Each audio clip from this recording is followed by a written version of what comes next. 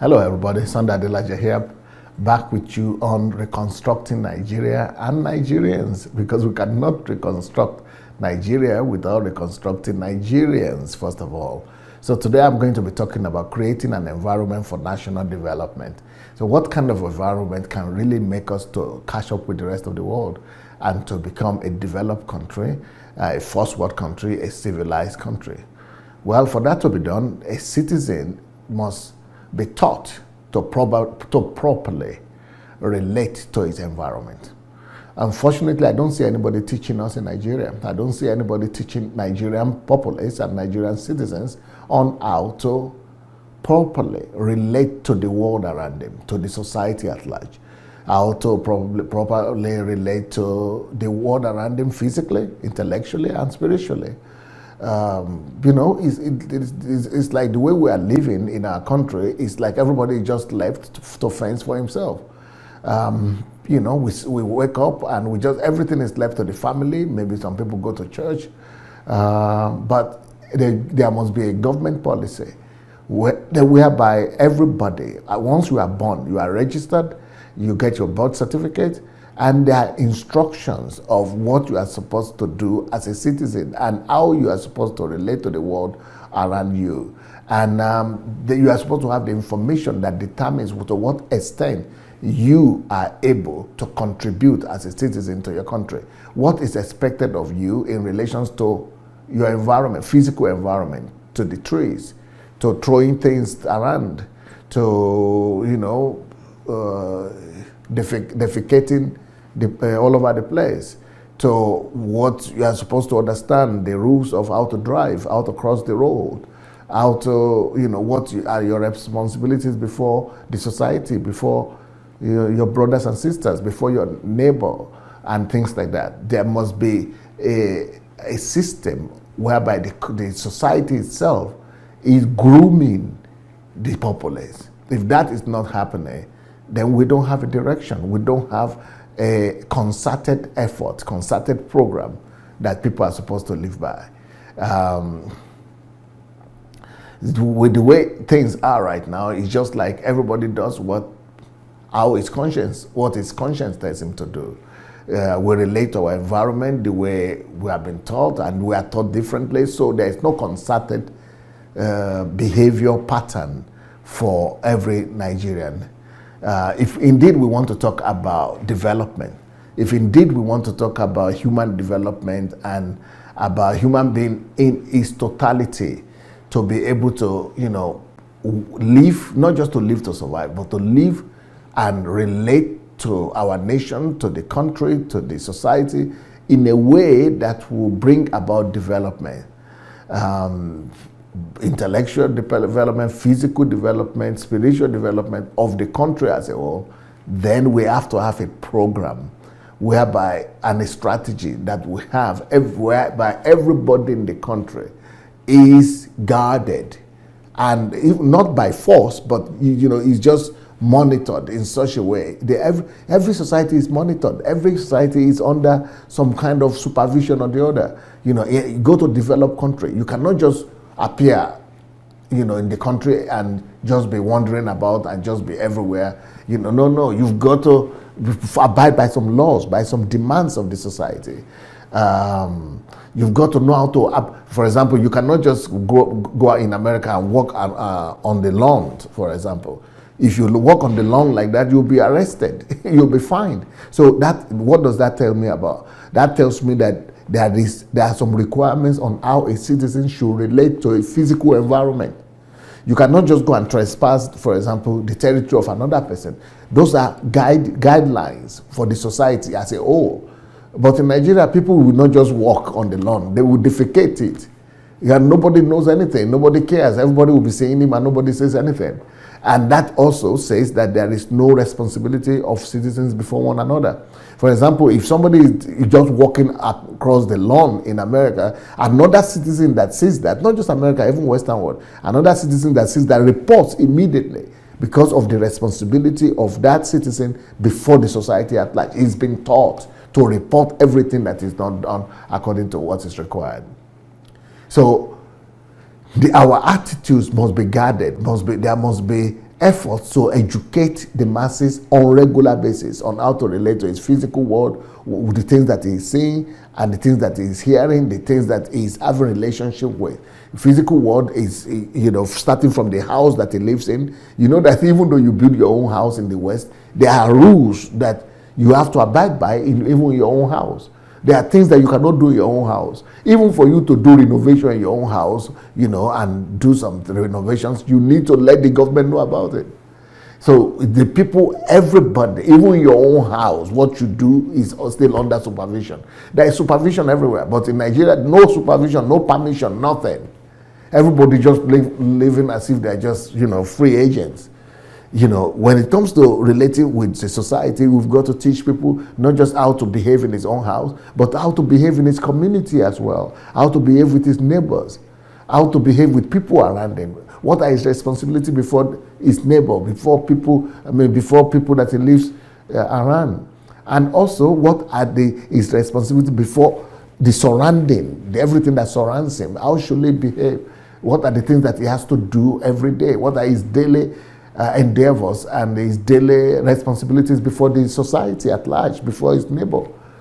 For example, if you don't clean your lawn, or you don't clean your gutter, or your things that you don't even have to have a gutter, because then you are going to jail. Your landscape, everything. So if we don't teach our people like that, we cannot talk about development. You've got to teach citizen what is expected of him in relations to his attitude towards the nation, towards the society, towards his community, towards the physical world that he sees. And then you could say he's a citizen. If he doesn't have those expectations, he's not a citizen. And in Nigeria, most of us don't even know what is expected of us. So then there is the symbolic relationship, symbiotic relationship between the one citizen and the other. We have mutual responsibility before one another, because the action of one person impacts the other, and the action of another person has impacts on the other people too. So we must also know how to relate with one another. We must know what is expected of me. I must know as a citizen what is expected of me in relation to the culture.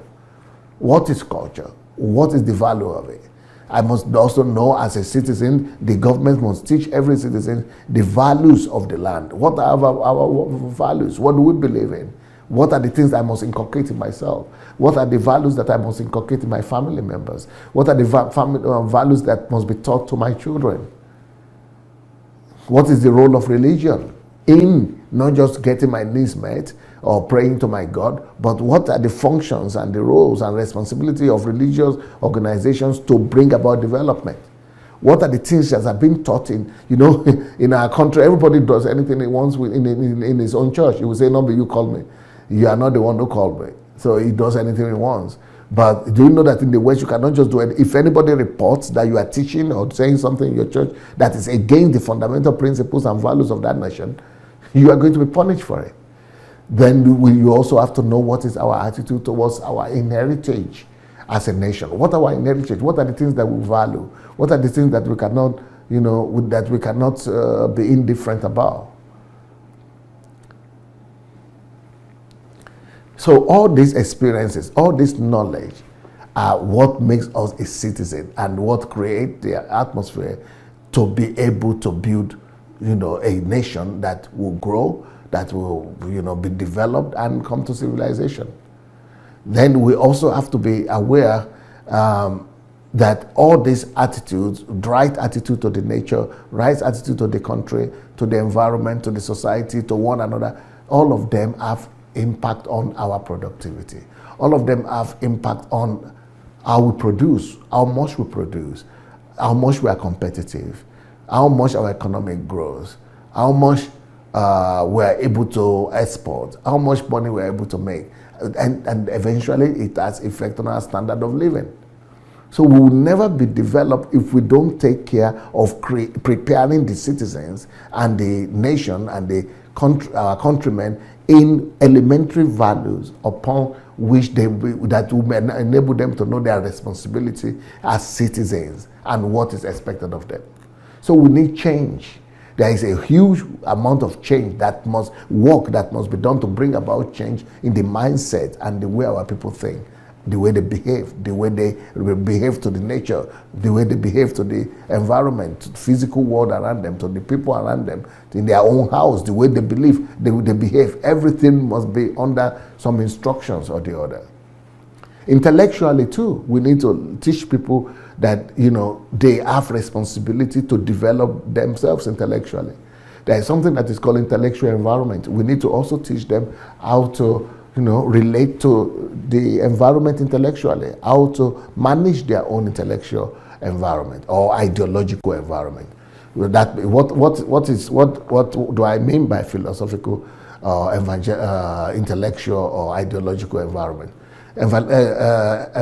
Ideological environment, intellectual environment is consisting of the philosophies of the nation. What are our philosophy? What is the philosophy of Nigerian? What is the national philosophy of Nigeria? For example, if you go to America, they will say American dream.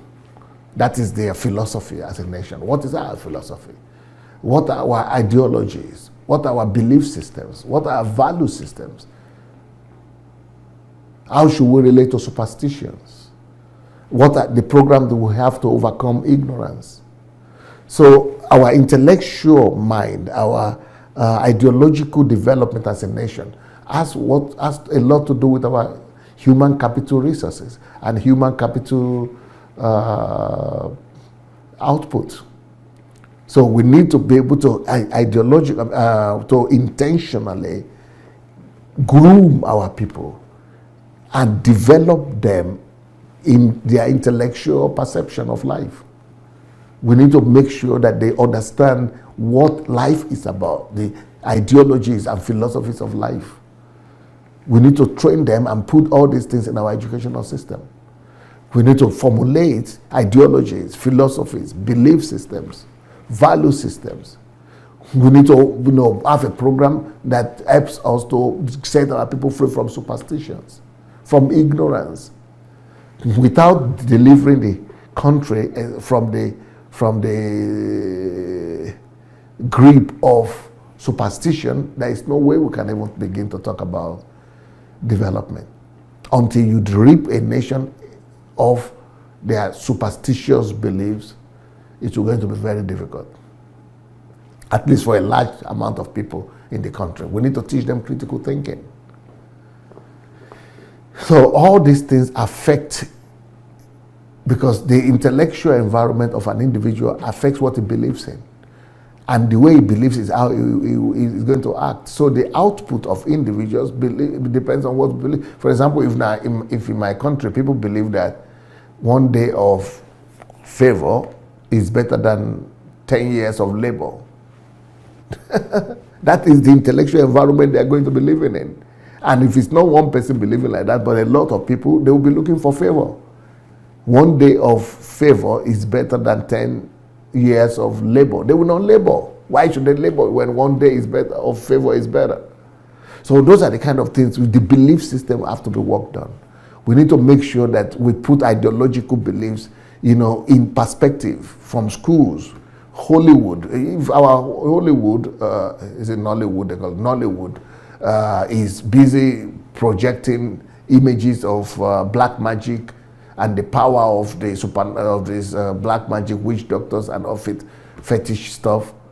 That is the intellectual environment and the ideological environment that people are growing up in. They will be more superstitious than anything else. Instead of projecting ideologies that bring down superstition, they are rather cultivating superstition in people. If our churches will say only God can help Nigeria, then people who will build the country will only be praying to God to help Nigeria. So the government needs to have a whole national reorientation policies that will deal with questions of intellectual environment, the philosophies that of the nation, the ideologies, the belief system, the value system. In America, they can even come and take your children if you teach your children some of the values that are opposing to the values of the country. They will come and arrest them, because what we believe will trap us. We will become prisoners of our own belief systems. So the whole country will become prisoners of wrong belief system. We'll become prisoners of our superstitions. And so many superstitions in Nigeria that, we are all prisoners of these superstitions. These are the things that affect development or lack of development. We are poor, we are underdeveloped because we have not addressed these issues. We're only talking about economic statistics, road, bridge, and all those things. We are not talking about what makes human being human. What makes us to believe what we believe? What makes us to behave the way we behave? There are values and value systems, belief systems that will either enhance development, economic development and productivity, or hinder development. But the kind of philosophies and ideologies that we have today, our belief systems and value systems, superstitions and ignorance, they hinder economic growth and development. The way we believe right now, they will not allow us to dominate the earth, to conquer the earth, to multiply. But we are rather dominated by some theories that are not having relations with the truth. We are dominated by wrong philosophies, wrong ideologies. We have been enslaved as a nation. Once our people are enslaved, our nation is enslaved. Once our people are deceived, it means our nation is deceived. That's why we are restricted. We are limited. We cannot be motivated. We are least informed. We are uninformed, or what do you call it? We are ill-informed. We are not educated. We are guided. We are misguided. We are misled. And people don't have real objective capacity, intellectual capacity to live and to compare themselves to people of the 21st century. The world has moved on, and we are still trapped in some Stone Age mentality over there. So we have a problem to solve, and the government needs to address these things. But they are not right now. They're just talking about mundane stuff. But what I'm trying to say is that that environment, the intellectual environment, controls the human mind. So much that it could even dictate how a citizen, relates to his environment, to his neighbor, to his family, and to the world at large. We need to change. We cannot change a man without changing his mind. As a man thinks or thinketh, so he is. So we must use, the avenues of government, politics, media, entertainment, to change the way our people think. Until we're able to do that, we will not go far. We will not have developed. Somebody could say, what about other countries that are developing? Well, you can have economic development, but you will not have, you will not be developed, you will not be civilized. Just like China. China is having a lot of economic development right now, but it's still called a developing country. India, they are still called a developing country. Why? Because economy is good. Arab countries have the highest standard of living per capita in the sense of money, but they are still developing world. Why? Because they have not been able to change their intellectual environment. Of course, we also still have, apart from physical, I'm talking about physical environment, intellectual environment, then spiritual environment. We need to change all those three things to be able to create an environment for development, for real growth and development. Of course, the spiritual environment, I will not even say much about that, because we have all these churches, but the churches are not creating the right environment for national growth and development. The churches are not geared towards developing people or nation. But the impression that I have is that our churches are continuing to do the same thing that our traditional religion did. They are holding back people in captivity, in the slaves of superstitions and wrong belief systems. Whereas church and spirituality is supposed to empower you, give you direction, fuel your energy, give you incentive to be able to work extra, to be able to believe extra, to be able to attempt to do something that ordinary people will not do. Your faith is supposed to give you an edge to be able to do and attempt to do what other people will not even try to do. Faith in God. Spirituality is supposed to bring about concentration. concentration that brings you to a place of precision. And through precision, your precision will take you to increase productivity. And productivity will make you to be competitive and be the leader in your world. But right now, we don't have that. Our church is not stimulating us to come to concentration in terms of productivity or talk less of precision. It's rather the opposite. It brings us to illusion and mirage. So the kind of church that we have, religious theories that we have in Nigeria is a pity. You know, the churches need to be changed because they are not even teaching people to convert the experiences they have in church. Church need to understand conversion. They need to be able to teach people to convert their spirituality to physical products. They need to be able to teach people to convert ideas, inspirations, direction, prophecies, and all spiritual experiences that they are having into tangible product. If we could do that, of course, then spiritual environment and the spirituality in our country would have added to national growth and development. In a nutshell, I personally believe that the only spiritual atmosphere that we need is to have personal relationship with God. Have your personal relationship with God and practice solitude. You know, practice solitude, believe in personal relationship, read the Word of God, and go do it. That is the kind of attitude that will lead to growth, development, and civilization. So, I think enough said on that. We need to change people. It is change people that will be able to change the nation. Creating the right atmosphere or environment for national development is through people. Right now in my country, the kind of environment they are creating is just building bridges, road, and and they are not even doing a good job at that too. But if you don't change people, it doesn't matter what you build. Those same people will destroy it. But if you change people first, then they will be able to maintain whatever you build. Even they themselves will build for themselves. So creating the right environment for national development is by, first of all, changing the physical environment and understanding of people to how to relate to the environment, changing their belief systems, changing their ideological beliefs, their philosophical beliefs, changing their mental, understanding, and changing their intellectual understanding of the environment, and then spiritual understanding of the environment too. So we need to change the man, physically, intellectually, and spiritually. Then we could be talking about national growth and development. Well, thank you so much. I guess that is it for today. For the love of God, church and nation. Peace.